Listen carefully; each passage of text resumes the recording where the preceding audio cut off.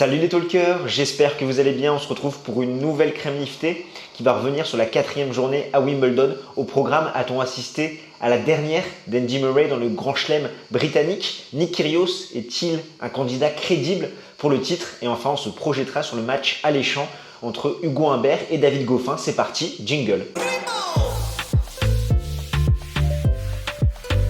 Avant toute chose, laisse-moi me présenter, je m'appelle Constantin et bienvenue sur Game Stand Talk. J'aide les passionnés de tennis comme toi à décrypter l'actualité de la petite balle jaune. Alors si c'est quelque chose qui t'intéresse, n'hésite pas à smatcher le bouton pour t'abonner.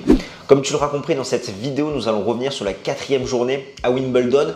Certes, la vidéo tombe un petit peu tôt étant donné qu'il y a d'autres matchs qui sont en cours. Pour t'expliquer, du coup après cette vidéo et le montage, je vais filer à mon entraînement de tennis et ce soir à 21h30, on enchaîne avec Greg et Alex sur un live où on aura plus le temps de se pencher un peu sur les dernières rencontres de la journée. J'ai préféré te produire du contenu, te le sortir maintenant et qu'on puisse après en débattre un peu plus tard dans la soirée par rapport aux derniers résultats. Donc voilà, je ferme ma petite parenthèse logistique, mais c'est pourquoi cette vidéo va sortir alors que tous les matchs de la journée n'ont pas encore eu lieu. Cela étant dit, on attaque tout de suite avec l'entrée et la question suivante: reverra-t-on Andy Murray à Wimbledon? Le Britannique s'est incliné en 4-7 contre John Isner, 6-4, 7-6, 6-7, 6-4 pour le géant américain qui a assommé son adversaire avec la qualité de son service. Il a fait un très bon match, John Isner, sachant qu'il n'avait jamais battu le Britannique. 8 victoires pour Murray, 0 défaite. Et surtout, John Isner avait réussi à prendre seulement une fois le service de son adversaire sur ses 8 rencontres. Là, il a réussi à prendre 2 fois les engagements de Andy Murray, où finalement, c'était les 2 plus mauvais jeux de service du Britannique dans cette rencontre. Mais c'est vrai que l'Américain a fait un très bon match, que ce soit au service avec 36 aces, 73% de première balle, 82 coups gagnants pour seulement 32 fautes directes et surtout une réussite de 70% au filet.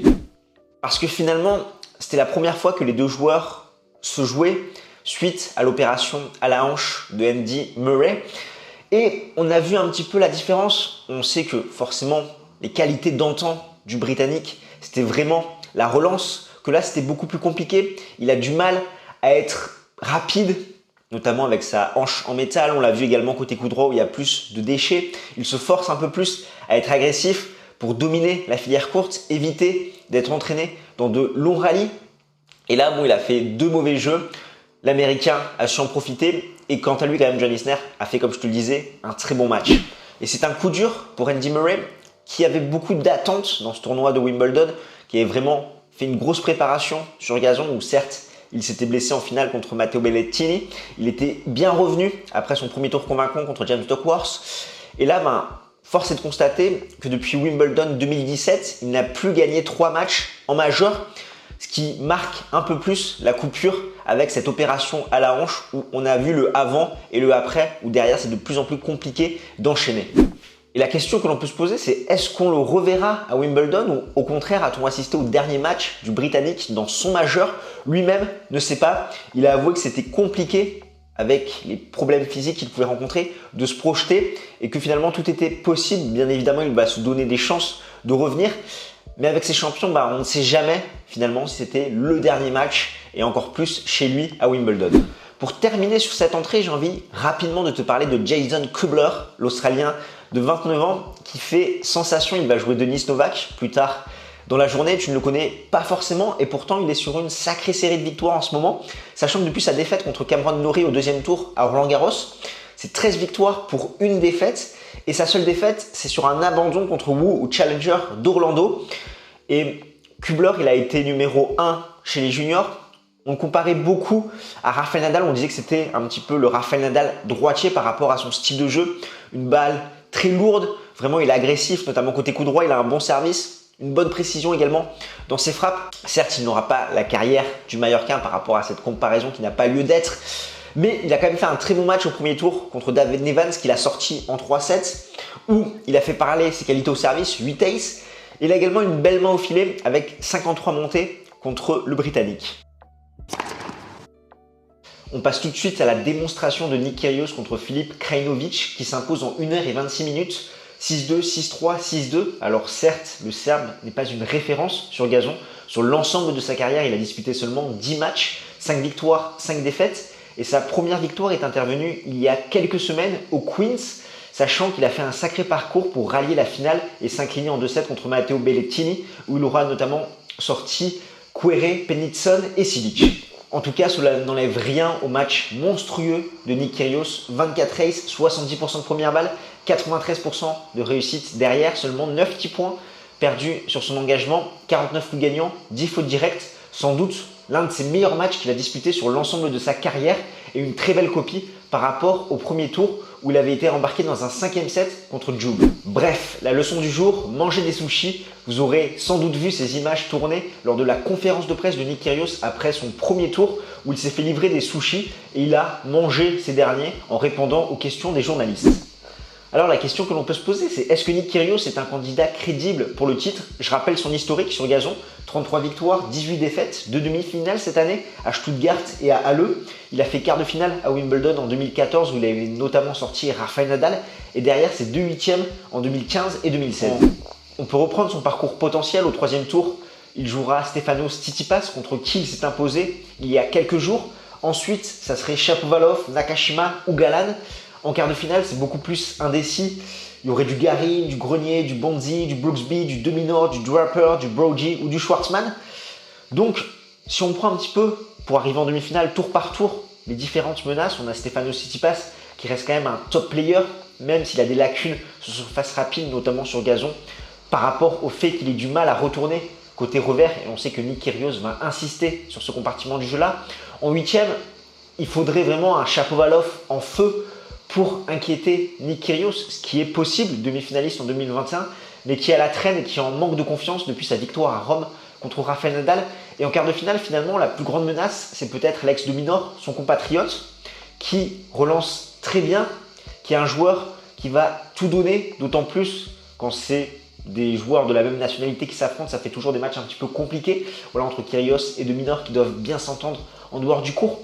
Mais c'est vrai que sur le papier, ça reste jouable pour Nick Kyrgios pour aller en demi-finale, pourquoi pas contre Rafael Nadal. Et derrière, il peut rêver de mieux. Certes, ça c'est sur le papier. Et il faut surtout que l'Australien puisse maintenir son niveau qu'il a eu contre Filip Krajinovic, ce qui n'est pas garanti. D'autant plus qu'on n'est pas à l'abri d'une alerte physique, comme c'est souvent le cas avec l'Australien qui doit abandonner. Parce que tôt ou tard, finalement, Nick Kyrgios va payer son manque de rigueur à l'entraînement, son manque d'implication. Et des adversaires beaucoup plus rigoureux peuvent prendre le meilleur sur lui dans un format 5-7. On passe tout de suite au dessert où je vais te décrypter l'affiche qui opposera David Goffin à Hugo Humbert. Mais avant tout, j'ai envie de te parler de notre partenaire BetClick. Si tu n'as pas de compte chez eux, tu peux utiliser notre offre de bienvenue avec le code promo suivant GST en majuscule et ton premier pari, s'il est perdant, est remboursé à hauteur de 100 € en free bet. Donc ça vaut le coup, d'autant plus que tu peux avoir accès à BetClick TV pour ne rien manquer des matchs de tennis de Wimbledon. Et nous, en contrepartie, on touche une commission pour progresser de façon qualitative dans notre contenu. Au niveau des face-à-face, c'est le Français qui mène contre le Belge 1-0. Leur seule rencontre a eu lieu à Anvers en 2019. Et on a Hugo Humbert qui est à la recherche de confiance en 2022. 2 victoires, 1 défaite contre des membres du top 10 et 5 victoires pour 15 défaites contre le reste. Donc là, contre Casper Ruud au 2e tour à Wimbledon, il a réussi à avoir sa 2e victoire contre un membre du top 10 après celle contre Daniil Medvedev en début d'année à l'ATP Cup. Et c'est la première fois que le Français gagne 2 matchs de suite depuis les Jeux Olympiques de 2021. Et Hugo Humbert, il a eu un premier set compliqué contre Casper Ruud où le Norvégien l'a pas mal gêné avec son slice. Il commettait beaucoup d'erreurs, notamment des balles faciles au centre avec 5 coups gagnants pour 15 fautes directes. Et petit à petit, il a réussi à se régler parce que Casper Ruud, finalement, sur gazon, on sait que c'est pas sa surface. Il n'avait jamais gagné de match à Wimbledon. Il a fait sa première victoire contre Ramos dans 3 sets qui ont été compliqués avec 2 tie-breaks un petit peu chauds. Et il n'a pas cherché forcément à adapter son jeu sur gazon. Il jouait sur gazon comme il joue sur dur.